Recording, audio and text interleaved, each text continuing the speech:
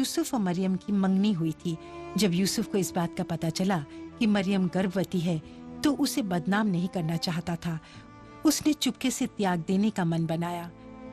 जब वो इन बातों को सोच रहा था तभी प्रभु का स्वर्गदूत उसे स्वप्न में दिखाई देकर कहने लगा, हे यूसुफ, दाऊद की संतान, तू अपनी पत्नी मरियम को अपने यहाँ लाने से मत डर, क्योंकि जो उसके गर्भ में है वो पवित्र आत्मा की ओर से है। बहुत दिन बीत गए और मरियम को सूचना मिली कि उनकी कुटुंबनी इलीशिबा भी गर्भवती है। मरियम ऐन करेम गई, जो आज यरूशलेम का उपनगरीय क्षेत्र है। वो इलीशिबा से मिलने गई। ये पच्चीकारी जिसमें मरियम की कठिन यात्रा का चित्रण है, चर्च ऑफ द विजिटेशन गिरजाघर की दीवार पर है। ये गिरजाघर इन दोनों असाधारण महिलाओं की आपसी मुलाकात का एक स्मारक है। ज्यों ही इलीशिबा ने मरियम का स्वागत किया, त्यों ही बच्चा उसके पेट में उछला और वो पवित्र आत्मा से परिपूर्ण हो गई।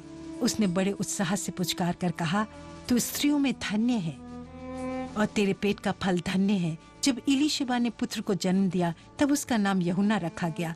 यूहन्ना बड़ा होकर बपतिस्मा देने वाला कहलाया गया।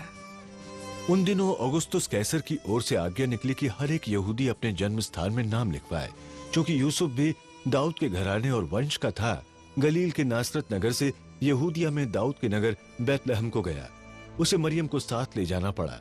नासरत से बैतलहम जाने के लिए सबसे सीधा मार्ग सामरिया प्रांत में से होकर जाता था। संभव है कि वो इसी मार्ग से चले थे। मरिजिम पहाड़ में वे कुछ सामरियों से मिले होंगे। सामरिया के लोग आज भी सक्रिय हैं।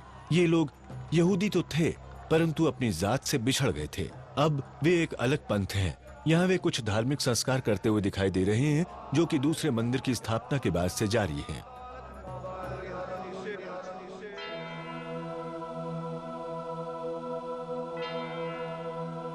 कैसर औगुस्तुस, जो पुरातन काल के जगत पर राज्य करता था, यीशु मसीह का जन्म उन्हीं के शासन काल में यहूदिया के प्रांत में हुआ था। ये वो देश था जिसे परमेश्वर ने अपने लोगों को देने की प्रतिज्ञा की थी। क्रिसमस के एक दिन पूर्व बैतलहम के इस छोटे से नगर में मध्य रात्रि मास की अंतिम तैयारियां हो रही हैं।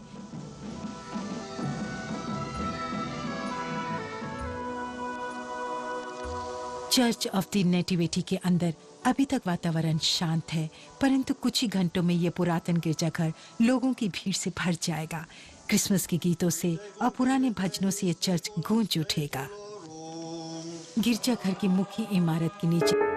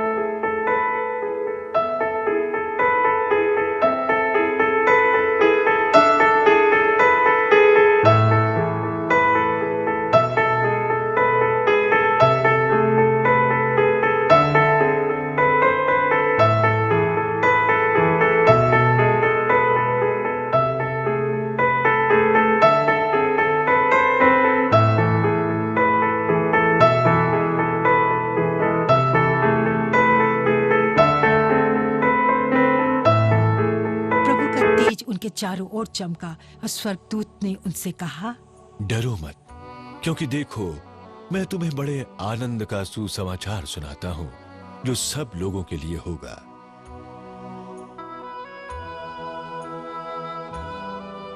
विश्व भर के कई प्रोटेस्टेंट समुदाय गडरियों के मैदान की इसी गुफा में इकट्ठे होते हैं। वो इस महान घटना यानी इस पहली क्रिसमस की रात गडरियों के सादगी भरे विश्वास की याद में मिलते हैं।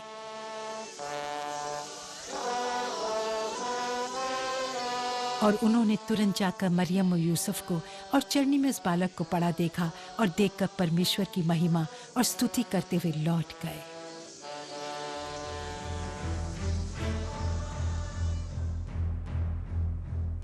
बेतलहम को ऊपर से देखते हुए उसके पास गडरिये के मैदान के पूरब की तरफ में है हेरोदियम। ये पहाड़ में बना एक मजबूत किला है। ये हेरोदेस आजम, जो रोम के नाम पर यहूदिया पर शासन करते थे, उनका एक राजमहल था और पूरब से आए मजूसी या ज्योतिषियों ने उन्हीं के पास जाकर कहा था, यहूदियों का राजा जिसका जन्म हुआ है कहाँ है, क्योंकि हमने पूर्व में उसका तारा देखा है और उसको प्रणाम करने आए हैं। यह सुनकर हेरोदेस राजा ने लोगों के सब महायाजकों और शास्त्रियों को इकट्ठा करके उनसे पूछा कि मसीह का जन्म कहां होना चाहिए। उन्होंने उनसे कहा, यहूदिया के बेतलहम में, क्योंकि भविष्यवक्ता द्वारा यही लिखा गया है।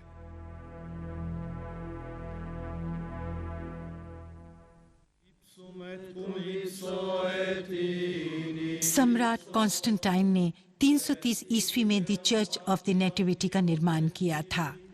इस गिरजाघर के केंद्र में नेटिविटी के तारों को क्रिसमस के प्रतिष्ठान में मुख्य स्थान मिलता है।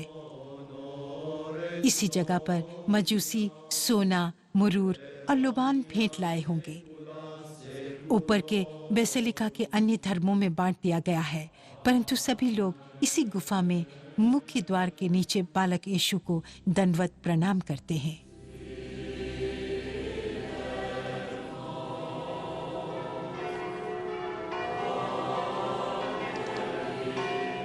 बेतलहम की घंटियां मध्यरात्रि की घोषणा करती हैं कि क्रिसमस का दिन शुरू हुआ है। रोमन कैथोलिक लोग अपनी मध्यरात्रि का मास सेंट कैथरीन चैपल में मनाते हैं। हर वर्ष मध्यरात्रि के इस मास का विश्व के करोड़ों घरों में टीवी द्वारा प्रसारण किया जाता है। यह मास उस बालक के जन्म का उत्सव है जिसका जन्म यहाँ 2000 वर्ष पूर्व हुआ था।